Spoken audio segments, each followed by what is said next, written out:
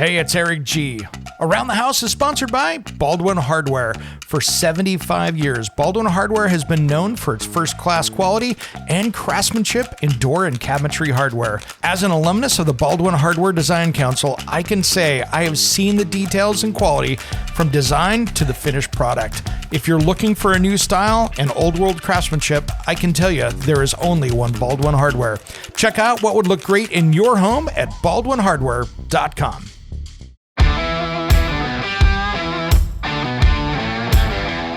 It's Around the House. We just had a call a while ago to where the painters were going to do basically a pickled finish on white oak. Pickled and cerused. Pretty darn advanced. Yeah. Okay, let's take a look at the samples. Samples were awful. I mean, awful. And they actually... Samples are awful, there's your warning sign, right? Exactly. And it's just like, hey, I mean, these guys don't know what they're doing. Like, I'm sure they're great guys. They're just trying to expand their scope. I get it. I was there too. I want the biggest scope as possible. But they are not technically capable of creating the finish you want. So, what would you like to do? When it comes to remodeling and renovating your home, there is a lot to know, but we've got you covered. This is Around the House. Welcome to the Around the House show. This is where we help you get the most out of your home through information and education. Thanks for joining us today. Well, we got a special guest in the studio because, there are so many people out there that are tackling larger projects. And of course, probably haven't done it before. And Corbin Clay really has this new program designed to help you out. Welcome to Around the House, my friend. I appreciate it. Thanks for having me. Let's talk a little bit about you, man, and your background, because you come from a fun background. And before we get into what you're doing, I think we need to tell your story a little bit. Yeah, absolutely. I out of high school, went to a motorcycle mechanic school. Nice. Coincidentally enough. And long story short, turns out I do not care why your turn signal doesn't work or or why that tire keeps going flat. Now, if you want to make it look better or go faster, let's chat. So turns out to do that, professionally at a manufacturer's level requires an engineering degree. So flash to or cut to 22-year-old Corbin, kind of a heart to heart with myself. Do I want to be, because I didn't go to college. Yeah. So it's like, okay, do I want to be a 22-year-old freshman, entry level of my career at probably 28, 29, or I'd happened to have gotten a remodeling job to help pay for the community college I just enrolled in. Yep. Or do I want to maybe explore this woodworking thing? Because I really liked the kitchen and bath part of that specific remodeling job. So made the decision to go full steam ahead with it. 2 weeks later, I joined an apprenticeship at a cabinet shop, a pretty high-end cabinet shop in Clearwater, Florida. Nice. And then, we're off to the races. So I did a 2-year apprenticeship, then moved to Boulder, Colorado. And there I ran a cabinet shop for a while. They kind of morphed into a furniture shop. And then they had ultimately closed. Meanwhile, I was learning about the 4 million acres of dead pine trees that are in the Colorado Rocky Mountains from the result of a beetle infestation. I don't know if you guys have any of them. I know California certainly does. Do you guys have them? Yeah, we still have them here too. They're just sitting out there ready to burn. Exactly. So British Columbia has 40 million of these dead pine trees. So anyway, while I was working for this cabinet company, we would have customers often ask us, like, hey, why don't you guys do anything with this pine? All these dead pine trees just sitting there. Why don't you guys do anything with it? And honestly, I didn't have a good answer for them. I thought, well, surely it's too soft, or it's the infestation. There's got to be good reasons, right? There has to be a reason why no one is doing anything about this. So I reached out to the U.S. Forest Service and the Forestry Department at Colorado State University. Turns out there's a big outbreak back in the 80s of the exact same beetle, the exact same problem. It comes from the winters not being as cold, so the beetles don't die off every year. Well, there was just this confluence it was kind of a perfect storm. you had warmer winters, then couple that with basically no age diversity in the forest. When we moved west in the Industrial Revolution, we basically cut down like every tree in the forest. We did. So then all of the trees are about the same age. Sure. So now all the trees are kind of old and more susceptible to an infestation. So that's why it's just gone crazy, because the beetles are killing trees year round, and most of the trees in the forest are old and weak. So that's why I started my company, was to create as many good things as we can from that. Toothpicks, pencils, cabinetry, furniture, whatever anybody wants to buy that we can make. Let's see how much of a good situation we can get from a really bad situation. That company got much bigger than I ever planned on it getting. And I'm very much a product customer facing fellow. I'm not very interested in corporate operations and that type of stuff. But at scale, you need all these things. Yeah. So in 2019, we decided. Well, actually, earlier we decided to sell the company, but in 2019 we sold that business. I then got into custom spec building. Okay. Some for ourselves, others, to sell. So then I got this awesome education over the course of 3 years with green building design, performance building. Nice. Just really nerding out on building science and how to do things properly, and closed cell, open cell, all that stuff. There's a lot to that. Oh, there's so much to it. And the thing is you move this one, and then 3 things over here move. Oh, and then yeah, you make it's a this chess game. Yeah, and it's we get asked a lot at Wayhome, for example. It's like, should I use spray foam? And it's like, well, we need to. Well, hold on now. Like, is your crawl space sealed? Because if your crawl space isn't sealed, putting spray foam on the roof probably isn't going to do that much. No. But now, if your entire house is fairly airtight, then yes, get that spray foam up there, because that'll air seal as well. So there's so many variables. To your point, it's just like there are very few just one size fits all answers. And no matter what research you do, unless you have all the information, like that phrase, you don't know what you don't know, is really, really applicable to home building and furniture and the trades and finishes. Yeah. So it is building science. So, this is something that's evolving. What you learned 10 years ago doesn't relate to today. Right. Yeah. The notion that houses need to breathe. Like, we want leaky windows and leaky roofs because we're breathing in air from the crawl space, the vented crawl space, and then we're exhaling through. It's like, no. How about we don't do that? How about we not breathe in the filthy air from the crawl space, the unsealed vented crawl space? Like, why don't we put an ERV in, or an HRV? Wouldn't that be better?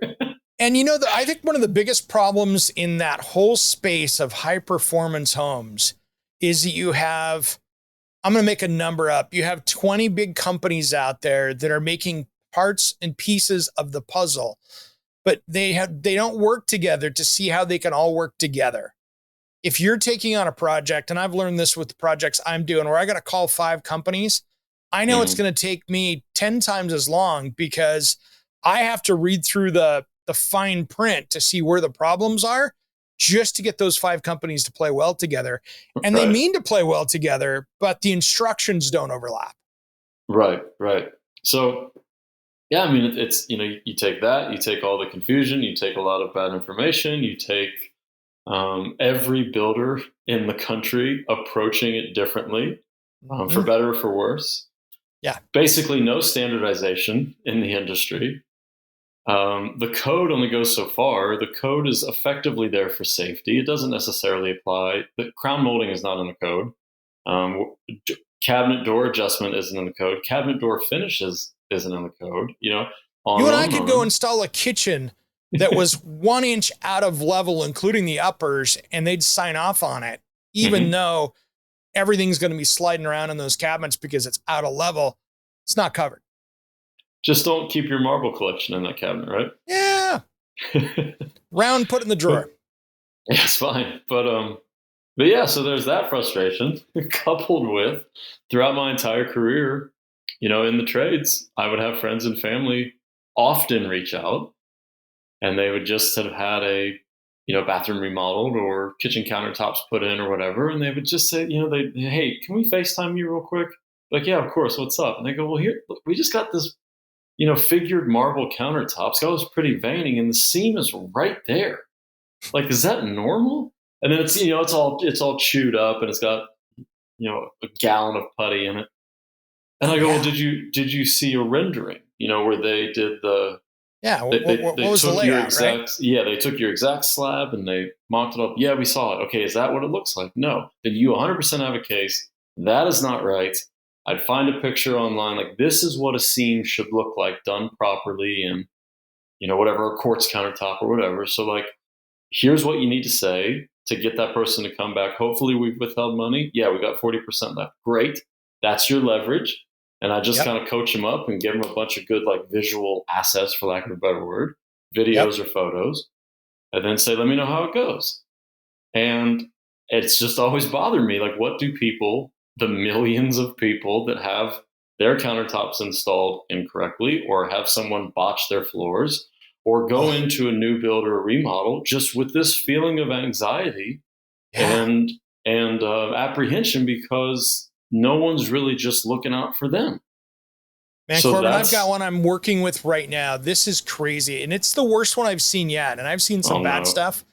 And I just brought in, I was over there on Sunday. I took my buddy who's part of the Global Tile Posse out there, the big Facebook group for tile setters. And I wanted him to take a look at the bathrooms. This guy, I think their family paid $140,000 for a contractor who was not licensed, bonded, insured.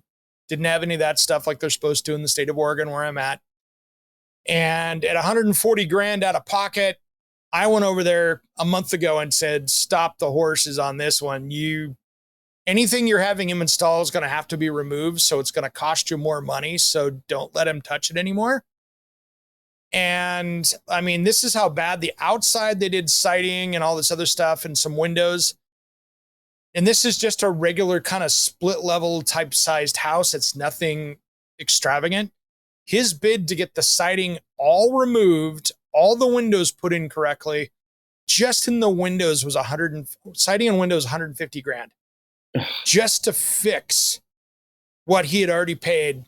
Cause it's all, except for the windows. I mean, he's got drywall screws holding the sliding glass door in, it's stuff like that. It's, they sided the Hardy plank right over the top of the 1960s, 70s, like that Homosote siding board that they used back then. That was kind of that fiber Homosote board. They went right over the top of that. No tar paper, but tar paper in places. Bathroom tile job, worst tile job ever seen. There's 3 bathrooms that, for waterproofing, they used the blue stucco sealant that you paint on before stucco. But they put that over drywall and, that kind of stuff. It's all got to go in the dumpster. Ouch. And yes, I mean, the homeowner's really cool. Did they not do their research? Did they not do any of that stuff? Did they let that project go way longer than it should have? Absolutely. And he'd be the first one to admit it, but it's still costing him $150,000 to fix this. Yeah. And the guy underbid it too. So it's not going to cost him $150,000. It'll probably cost him $225,000 to do it. So It's brutal, and that's where I think you guys really can help people. I appreciate that. I mean, that is as purely as I can say. The reason Wayhome exists is to help people get out of a pickle like that. Or ideally, you can't untoast bread. Ideally, we can help homeowners identify red flags like you do on your show to say, hey, license, bond, and insure.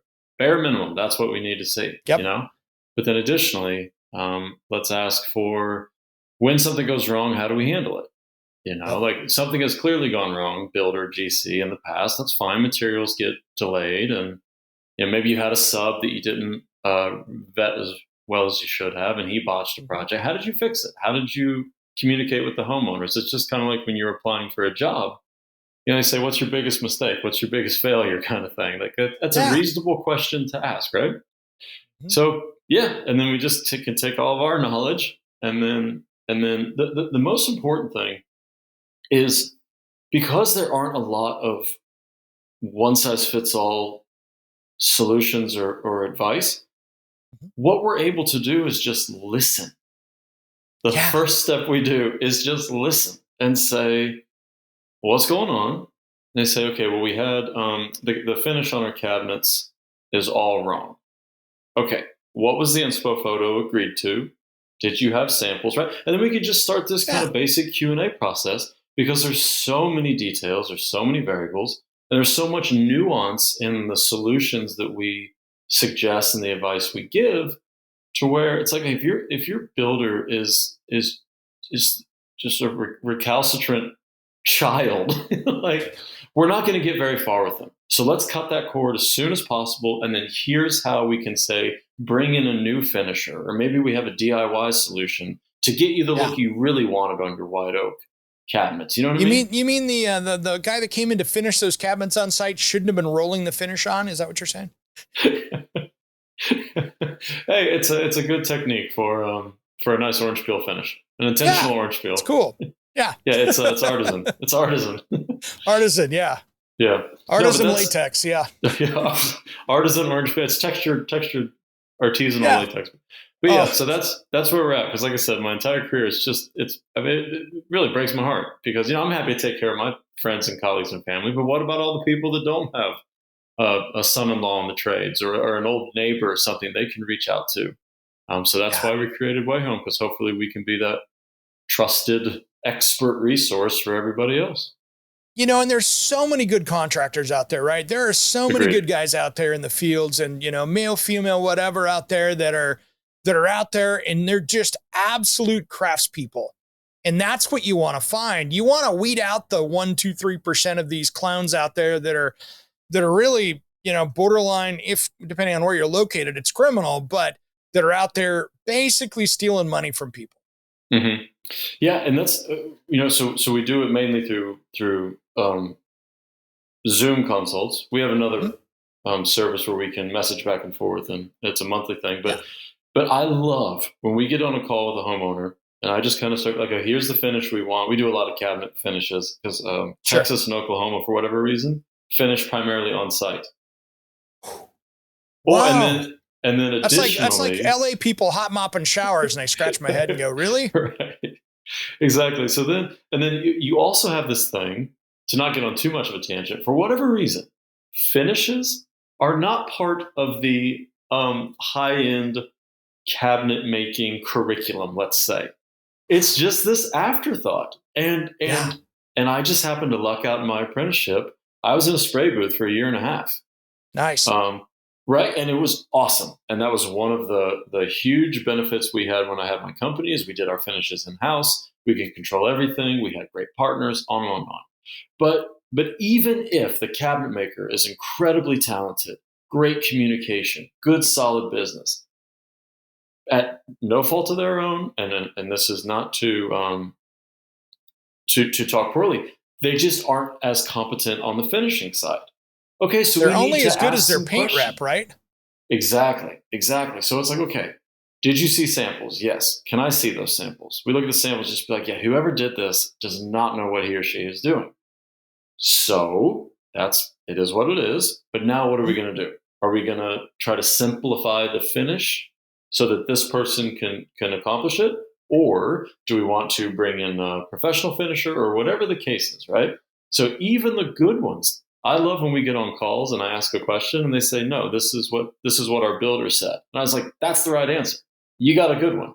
You have a good builder there. I hope to never talk to you again. I mean, I'm happy to, but you've got one of the good ones. Like, we want to hold the bad ones accountable, hopefully put them out of business, because we have educated and empowered homeowners calling out gaslighting, calling out dishonesty, because we're helping them. But then we also want to put shine on the good ones. Yeah. To say, no, that guy, that's the right answer. That's a beautiful project. Go with him. And then that girl did it right. See how she did the seam right there? That's exactly what you want. Go with her. So yeah, we're trying to push out the bad ones and elevate the good ones. Yeah, during COVID here, we covered the sledgehammer contractor out of Colorado. Did you catch that story? Oh, goodness, no. So we covered this one because it showed up and ended up getting to be friends with the homeowner now. But, single lady hired a contractor to come do her bathroom, came in, did one of the worst. It was, up until I saw this house, it was the worst tile job I'd ever seen. This one almost goes beyond it, but installs one of the worst tile jobs ever seen. I mean, over drywall, the bench was made out of drywall in the shower. No waterproofing, go down the list. It's just looks like a blind 8-year-old tried their first tile job. It just, nothing made sense. Well, job gets 80% done. A contractor, I'm going to guess, figured you better get paid before the homeowner sees any more, and tried to collect on the job, even though it wasn't done. There wasn't a shower door in it. There was other things missing. And she goes, no, I'm not happy with the quality of the craftsmanship right now. You need to fix all of this, and then I'll give you your next scheduled payment, which was the right thing to do. Mm-hmm. Contractor gets mad. She told him not to go by the house. Contractor comes by with a sledgehammer and repossesses the bathroom as it was installed and does a 15-minute demo with a sledgehammer, all while the roommate recorded it. So it got on national news. Inside Edition was covering it, and some buddy of mine's in the tile industry went out there and did the job for free to make it right for her. Good. So, Good. But the contractor got charged criminally, had pleaded guilty to a plea bargain, had to do some days in jail, that kind of thing. But again, that's so rare, but spending the time on the front end in the management of this is really where that ounce of prevention stops majority of that pain. Mm-hmm. Mm-hmm. And yeah, and even if let's say one of the bad ones gets through the cracks, so presented a good initial, say, interview, and maybe there was some dishonesty in the portfolio photos that we just got offline instead of actually being responsible for them. Say we get into it. Well, we're still able to help coach through, right? To just say, hey, this guy does not know what he's doing. We just had a call a while ago to where the painters were going to do basically a pickled finish on white oak. Pickled and cerused. Pretty darn advanced. Yeah. Okay, let's take a look at the samples. Samples were awful. I mean, awful. And they actually samples are awful. There's your warning sign, right? Exactly. And it's just like, hey, I mean, these guys don't know what they're doing. Like, I'm sure they're great guys. They're just trying to expand their scope. I get it. I was there too. I want the biggest scope as possible. But they are not technically capable of creating the finish you want. So what would you like to do? Do you want to reevaluate the finish you want? Maybe something more user-friendly? Or do we just want to kick these guys loose? Hey, we're going to have you paint the rest of the house. Love your work. Everything's great. We're just going to bring in this new guy to handle, whatever the stain on the cabinets or whatever. But yeah, it's frustrating to say the least. It's crazy. It's crazy. And when you're dealing with specialty finishes, I guess first to me, I look at it and go, oh my gosh, why is that being done out in the field and not at the cabinet shop where it's controlled? Right. That blows me away. The only time I've seen here in my area, and that's West Coast, basically out here, is that I've seen that is that maybe a custom cabinet job will turn around and, they'll finish the whole painted job on site. They kick all the trades out, they clean the place up, and they spray it out because they've got all these cut crown moldings and stuff that are 4 layers deep, and they want to do it that way. I get that. But stain finishes, I don't understand it. Yep, neither do I. Yeah, I think it's just a general lack of an understanding of how advanced, or rather how difficult it is to get a good stained finish. Sure, the builders don't know any better. The painters say, "Oh, yeah, of course we can do that," and then we go down and buy a can of Minwax and start wiping away. And it's just like, oh no, I think that there is a conflation that painting is, effectively zero skill, right? A homeowner can, dump it in and just with very, very little skill, we can paint a wall and have it look pretty darn good. And I think that there's just this, I think that there's this misunderstanding that wood finishing is the same. to where it's wood like, finishing oh, is we're like just car gonna, finishing. exactly. It's like, oh, we're just going to brush on the stain, and it's going to look just like that $250,000 kitchen on the cover of Architectural Digest. And it's like, yes, that's both stained oak, or those are both stained oak, but they're very, very different skill levels. So I think that's where it comes from. I think that they don't understand the difference between like catalyzed coatings and latex paint, because we see the regular wall paint being sprayed on cabinets all the time. Oh, And then additionally, I don't think that there's just an understanding of how technically difficult most wood, let's say, clear top coat finishes are. Sustained, glazed, toned, on and on. I think that's where we not we have a end up. blotchy finish, right? Mm-hmm. Oh, it's bad. Yeah, we've seen some. I'll send you some photos actually. Yeah. I'm doing a new blog post because that's become a little mission of mine. It's like, please stop finishing your cabinets on site, please, Please. or at least clear only. Maybe just you can get a good catalyzed top coat and even spray it on site. Let's run a shot back first. I mean, it's still not ideal, but again, back to what I was saying earlier about how we just listen first and we try to be genuinely helpful. Yes, I would love to say, fire that builder, fire those painters. Like, this is not working. But we can't. We close in 60 days. We're already in with this builder. The painters we've gotten to know because they painted the exterior and the interior. Like, there's a ton of variables in every situation. Exactly. So it's nice because we'll say, okay, where are you at in the country? We're in the Dallas-Fort Worth area. Awesome. You're going to have let's say, Sherwin-Williams wood coatings distributor there. Get them to tint the top coat. Add a little color into the top coat. Do 2 of those, maybe 3 on site. It's going to blend all the color variation in the oak, and you'll be fine, even with a lower skilled professional. And they go, okay, great. And we're batting 1,000 so far, knock on wood. Nice. Yeah, I mean, and finishes keep changing. We keep getting into it. Used to be that in cabinetry, especially, we'd have those waterborne finishes, and they always kind of looked a little plasticky, a little milky, a little not awesome. Yeah. And now you're hard pressed if you see a cabinet to figure out if that's a water based or a more conversion varnish or a varnish based finish. Solvent based. Yeah, they actually make an amber colorant to add to waters to replicate the look of solvents. That's how good the waters have gotten.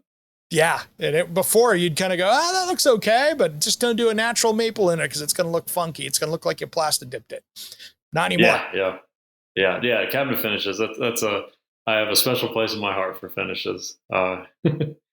And especially the right ones. When you do it properly, it looks really, really good. And when you do it poorly, it looks really, really bad. So let's make sure you do it. And let's talk about that for a second, because I think it's an important one that people need to realize is that, and I hate to say this because there's so many great custom shops out there, but many times if you walk into a home center, that finish that's on those box cabinets that are in there that are the big name brands that are in every kitchen department and in a big box store, those finishes are pretty solid. Very solid, yeah. And that's actually it's kind of the efficiency in production obviously benefits the manufacturer because they can turn it out more profitably, but it also really benefits the homeowner, the customer, because those finishes, these professional grade finishes that we talk about, that catalyzed coatings or like proper cabinet coatings. Yep. Think of like a polyurethane that you would buy at a hardware store. If you brush that on, it's probably going to stay wet, which we call open. It stays open for probably about 2 hours. And then it's not going to fully dry to where you can sand it and recoat it for probably 24 hours, depending on the humidity and a few other things. These professional cabinet finishes, they're ready to sand in 20 minutes. Yeah. They're stackable in 5 hours. Then you can speed all that up by running it through an oven, by putting it in, a UV curing or anything else. So when you couple all that together, the manufacturers want this speed. They don't want wet surfaces, wet horizontal surfaces sitting in the middle of a factory for dust to settle in and bugs and everything else. So they're using the most durable finishes to where we don't have any shipping damage because we've got a good durable finish on there. And then my saying has always been, in this cabinet market is custom. The word custom does not mean quality. Yeah. It just means somebody's building it more so by hand than in a factory, but it doesn't mean that you have a better product. No, not at all. Not at all.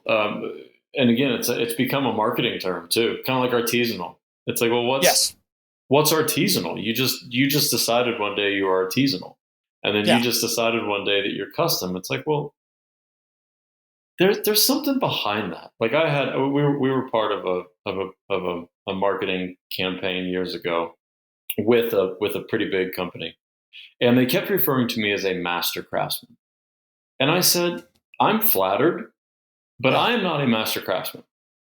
That is not a marketing term.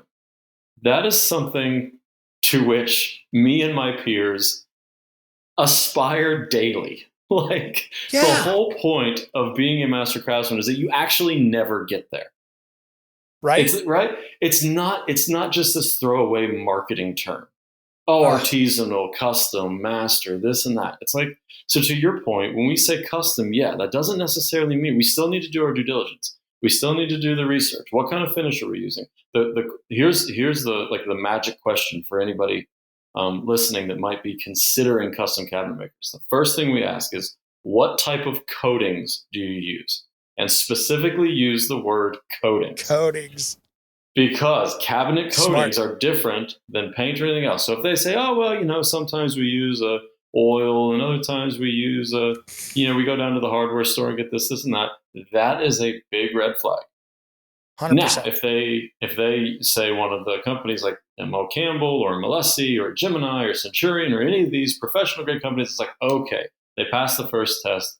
You're working with a good one. Now, hopefully, because what comes with working with those companies is ongoing training, new product research, new product training, to where you don't just set it and then put it on cruise control for the rest of your career. You go to IWF every year and learn about the new finishes. And now here's this one that dries in 15 minutes instead of 20. Here's one that doesn't look as plastic. Like there's this constant, R&D going on, constant innovation. And then unfortunately, some custom shops just choose to not take advantage of it. Well, and then the finish rep. I mean, I've spent tons of time in a cabinet shop. The finish rep comes in every week or every 2 weeks and goes, hey guys, I got something that might be a good fit for you. Let's go do some samples of this real quick on your equipment and see how this goes. And you spend an hour and play around with stuff, and all of a sudden you've got the latest, newest finish that you're trying to evaluate for the cabinets going forward. So it's that constant evolution that gets missed. Yeah, that's one thing ultimately we would love to better encourage at Wayhome is, for example, my wife's a physician. She is required every year to do CME, continued medical education. I would love for something like that to exist in the trades. So maybe there's some type of pledge we all take, or there is a certification that doesn't have any weird profit motive behind it. It's just this, because, you get into a pay-to-play model, and it's like, well, are you really qualified, or did you just pay the fee?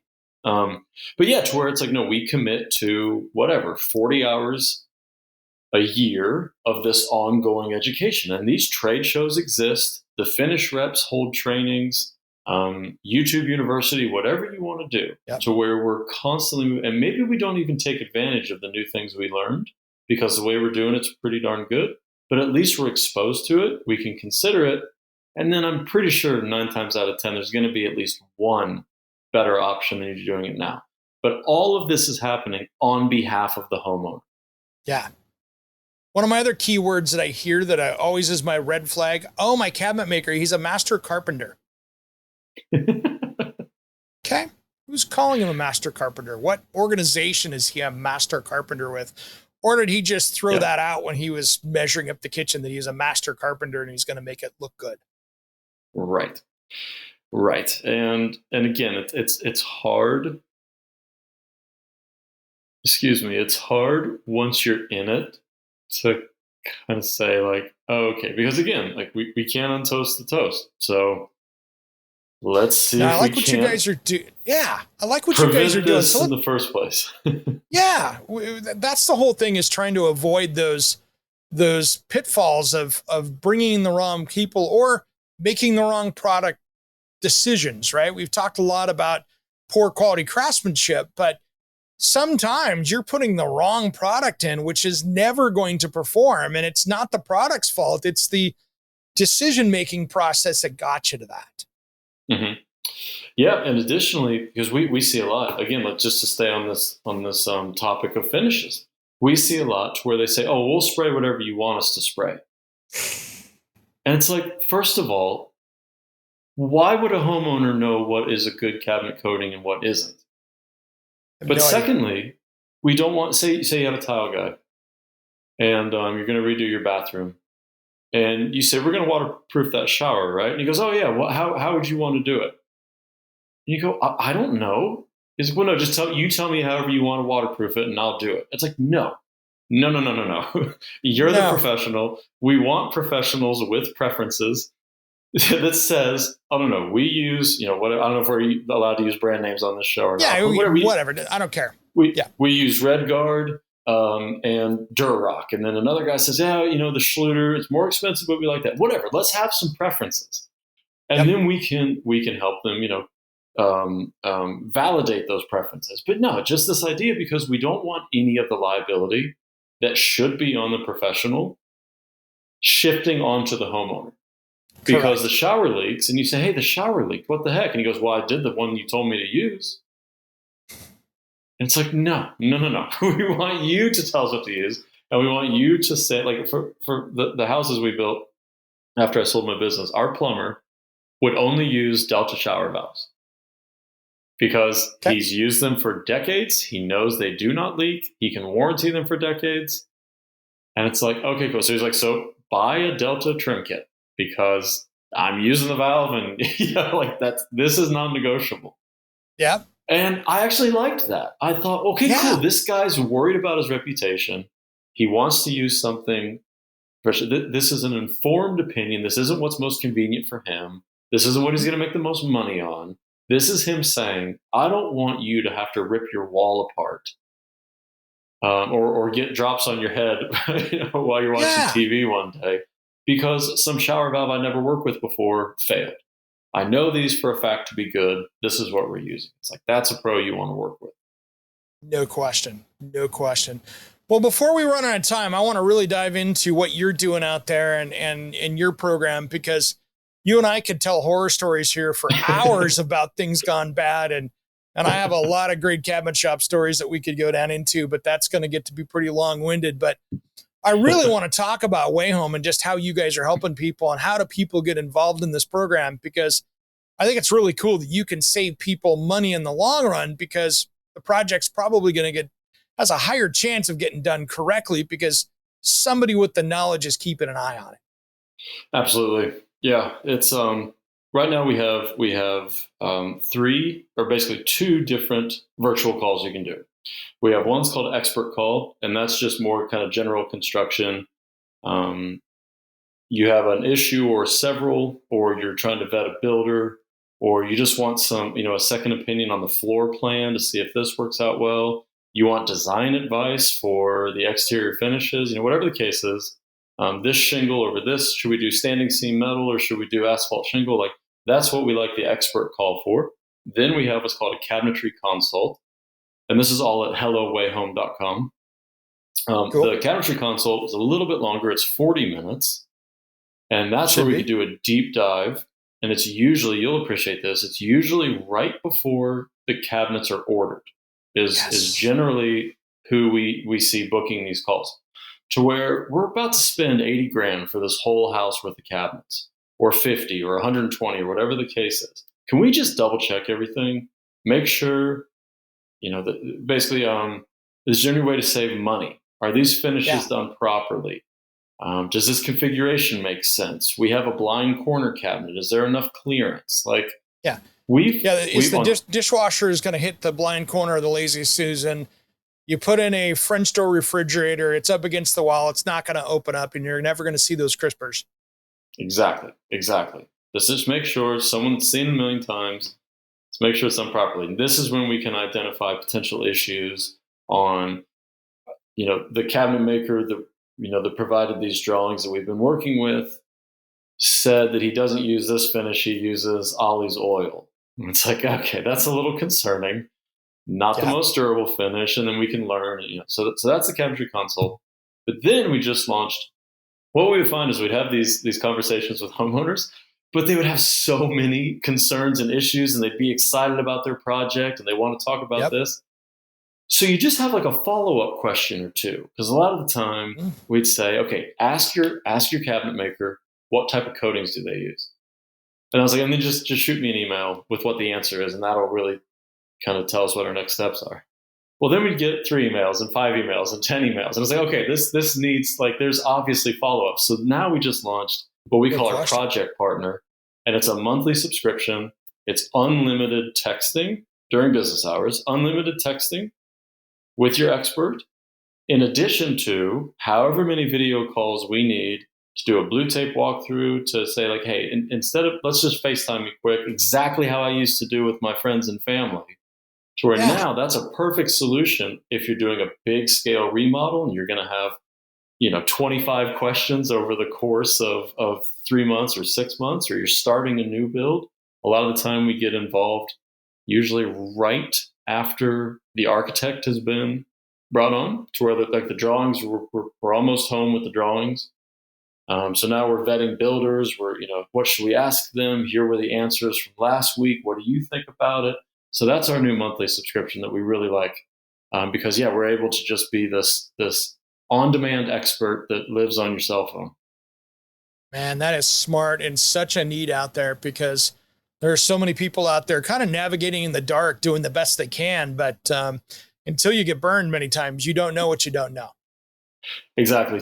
That's how so many of these introductory calls start off with. It breaks my heart to some extent, but then it gets very positive and optimistic at the end, because it starts off with, hey, you were lost. We just don't know. We didn't know what decision to make. We don't know who to trust. We go on YouTube and do this, and we go to these Facebook groups and ask a question, and there's 20 answers, three of which are toxic, 10 of which are saying this, and then the other ones are saying this. And it's just so we're right back where we started. So we're just happy to have found you guys. And it's well, great, because we got you now. We're here to advocate only for you. And it's working out really great. So I appreciate your interest very much and your advocacy, because you know as well as any that there's a lot of homeowners in desperate need of as much technical advice as they can get.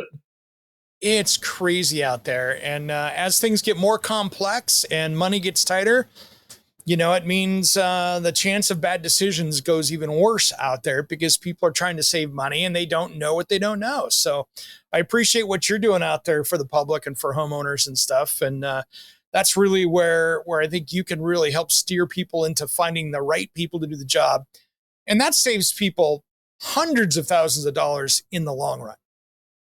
Absolutely. And then you start getting into schedules to where we can't go back and redo things, because we have our scheduled closing, and we have a construction loan to where this needs to kick over to a fixed mortgage on this date, no question. Or unfortunately, like your colleague or your friend that had the botched tile project. Where do you even start? Where do you even start? Hopefully he or she has the money, but so many times we hear the story to where it's part of the American dream to own a home. Yeah. But to not just own a house, but to make it your home. So then you start this process. Let's say we finally saved up. We got the starter home, and we sat in it for a while, and now we made a little money on selling that. We're going to build a house. The expectations at the beginning are set by HGTV and Joanna Gaines, and it's all, puppy dogs and picnic baskets. And then there's just slow, yes, and it's just the slow erosion of any excitement or optimism you have, to where you get to the CO, the certificate of occupancy, and you go, just go away. I just want to get moved in. Just get out. Please just go get out. away. Exactly. And it breaks my heart. So it's like, no, we got you. We are here to help, because let's keep that same excitement and optimism and fulfillment to where after you've moved in, you're sitting there Saturday morning, say, before the kids have woken up, and you're just having a cup of coffee and you're looking around at your brand new house and you just go, yes, like, I'm so glad we did this. Like, that's the feeling we want people to have at the end. I love it, Corbin. I love it. So how do people track you guys down? Yeah, so we're at hellowayhome.com. We also have a Facebook group called Ask a Cabinet Maker, and that's me personally in there, just giving as much free advice as we can. Sometimes, nice. We can only do so much just through exchanging Facebook comments. So every now and again, you'll see me say, like, hey, I really encourage you to book a call with us, because, like, I need to ask you 25 more questions before I can give any type of actionable, valuable advice. Exactly. So you'll see me pitching Wayhome quite a bit in the group, but for the most part, yeah, that's a great group. We give a ton of free advice there. We're on most of the socials. So yeah, hellowayhome.com is probably the best place. And then we have a great blog as well. But yeah, hellowayhome.com, and you can get everywhere else from there. Perfect, brother. Hey, thanks for coming on today, man. I love what you're doing out there, and I'm excited to see this thing grow, because I think there's a huge need for it. I agree, and I appreciate your support and advocacy and excitement. It means a lot. Hey, thanks, brother. I'm Eric G., and you've been listening to Around the House. Anywhere beyond the mean, life is a love song, let's be lovers. We're all over the radio. Take my hand, I know where to go. All over the radio with you. Hey, it's Eric G. from Around the House. Are you planning a decking or siding project this year? If you are, you've got to check out my friends at Millboard. Millboard is a completely different kind of composite decking and cladding that enhances outdoor spaces with enduring distinction. Hand-molded from the finest oak, it realistically mimics the natural grain and color of premium hardwood. If you're looking for something that doesn't look like plastic and instead real wood, check out millboard.com. Make sure and check out that interview we did just a few weeks back. That's millboard.com.